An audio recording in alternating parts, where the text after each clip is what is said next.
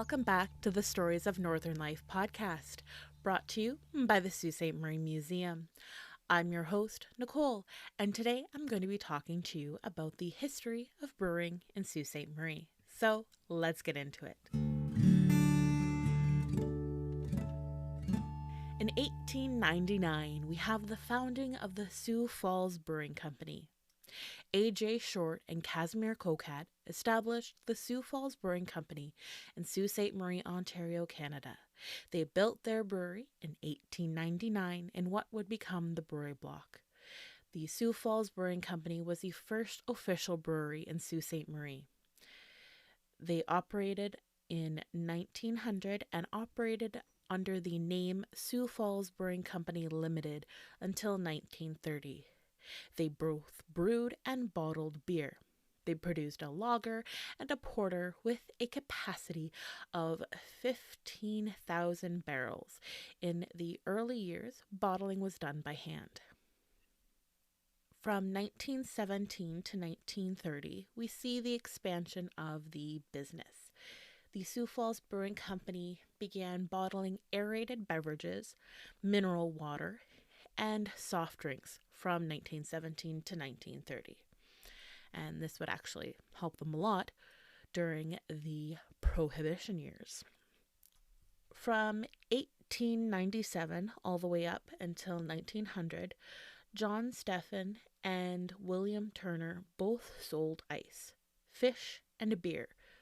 We also see that from 1925 to 1926, there was the Finnish Bottling Works, and they brewed beer for only about that 1 to 2 year period.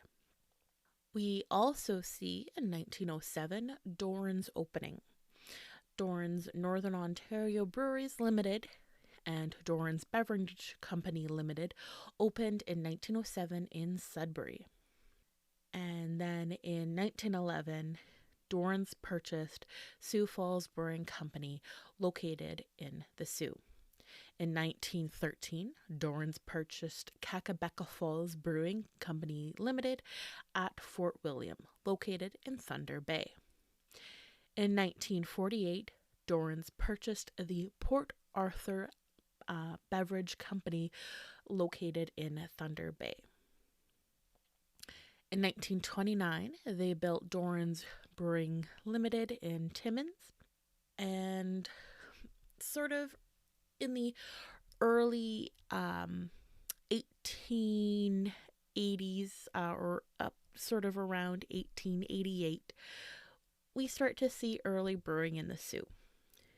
Early beer was sold in wooden kegs for home and commercial distribution.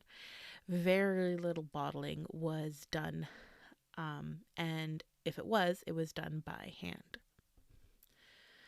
And then we have the Prohibition hitting in the 20s. Prohibition in Canada actually began a little bit more around 1917. And although we think of Prohibition being something that was mainly more affecting the States, it was hard up here in Canada as well. Many breweries began to bottle soft drinks and water to remain open. Sioux Falls Brewing survived by developing their own soft drink brands, later replaced by contracts to bottle Coca-Cola until 1932, then Pepsi Cola, followed by Crush, 7-Up, and Canada Dry. Prohibition ended in 1927 with the introduction of the Liquor Control Act. This is when the LCBO, or the Liquor Control Board of Ontario, was established. In Northern Ontario, we had mechanized bottling stores that were added in each of the Doran's locations. And this was sort of in the kind of the 30s Depression years. So this is sort of helping them to sort of expand their business and make it through those Depression years. In southern Ontario, the brewers amalgamated. Sioux Falls Brewing began quota production and rationing under the War Times Prices and Trade Board Order of 1942. And so this is more at the end of the 30s and then into the 40s, so during those war years. And then later on, we have Doran's introducing their major lager brand in 1948. In the 1950s, Doran's began to market their bottled beer. The Doran's name was introduced to the Sault and Thunder Bay. It was accepted in the Sault, but not Thunder Bay. Therefore, they changed the name back to Kakabeka. Doran's introduced Brew 55 to the Sault in 1955 for the 100th anniversary of the locks. The 4 Doran's locations, the Sioux Falls Brewing Company Limited, Sudbury Brewing and Malting Company Limited, the Port Arthur Beverage Company, the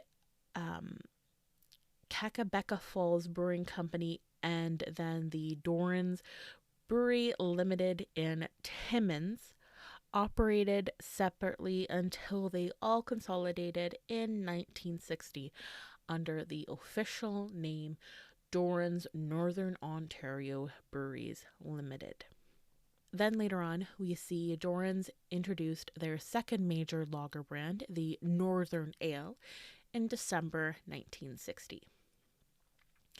The Canadian Breweries Limited purchased all shares of Doran in 1971. So here we see some new owners. In 1972, Doran's faced a possible threat.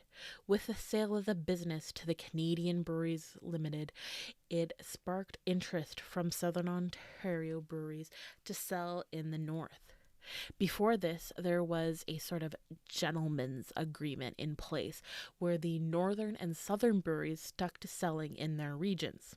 In response to this problem, Arthur A. Wishart, you might recognize that name if you've ever been to Algoma and you know the Wishart Library. We might be doing a podcast on him a little bit later so we can get to know him. He was the former Minister of Justice and Attorney General, and he was appointed to investigate and recommend on the problem. He wrote a report titled Report the Inquiry into the Brewing Industry, Northern Ontario. This report looked at the economic and social impacts of opening the north up to competition. It also outlined the high shipping costs that would make shipping draft beer from the southern breweries too expensive to turn a good profit. The same year, Ontario passed legislation that stated only beer from the north could be sold in the north, and only beer from the south could be sold in the south. This effectively gave Doran's a monopoly in the north. This legislation helped to preserve northern jobs and to ensure that northern money stayed in the northern economy. In 1977, the employees purchased the company back from the Canadian Breweries Limited. It was the first employee-owned brewery in North America. They changed the name to Northern Breweries Limited and began to market outside of Northern Ontario. In the 1980s, craft brewing took off in Ontario, which created a whole new set of regulatory discussions on the provincial level. In the 1990s, northern businesses wanted to offer a wider range of draft beer. So in 1991, licensed northern businesses were able to purchase drafts outside of the north if they transported it themselves. In 1992, the draft market in Sudbury was open to all brewers. In 1993, the rest of the draft market in Northern Ontario was open to all brewers. In 2004, after declining sales throughout the 90s, Northern Breweries was bought by new investors, and in 2005, they launched a major rebranding effort. They retired many of its old products and released modern brews and branding. And then, as a result of that, in June 2006, they closed operations. This was the end of an era. The historic brewery block, where the Sioux Falls Brewery started and grew into Northern Breweries, stood abandoned until 2015, when a development group started an initiative to save the old brewery and the Sioux Falls chimney. Though, in 2019, the remainder of the brewery block was torn down. Also in 2015, 4 local investors began to redevelop the Northern Superior Brewing Company and reintroduce the original brews. They now have the tap room where you can enjoy their beer on a patio at the bottom of Pym Street. And even right now, they actually have little igloos so you can enjoy some beer with friends outside around the fire. Also around that time, we have Outspoken Brewing, who is also a local microbrewery who opened in 2014 and expanded its operations to a patio that serves a small fair on Queen Street. In that same year, we see the Union Jack Brewery opening and also then having to close its doors less than 2 years later. So there is the history of brewing in Sault Ste. Marie. We can see that Northern Superior that we still have to this day evolved out of that early Sioux Falls Brewing Company and even the Doran's Brewery outside from Sudbury.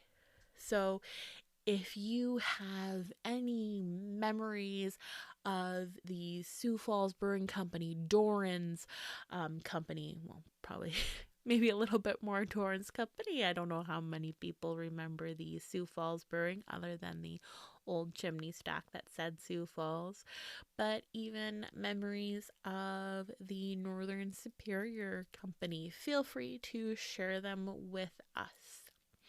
So I hope you enjoyed this episode.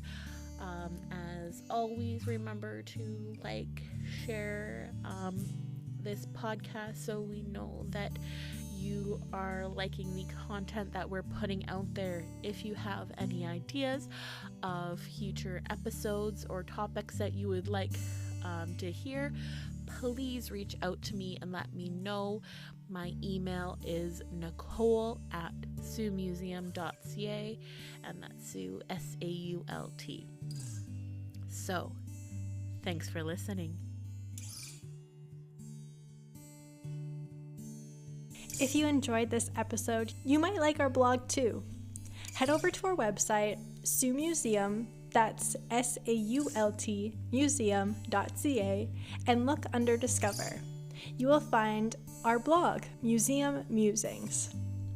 We share short synopsis of influential people, historic places, and impactful events in our history.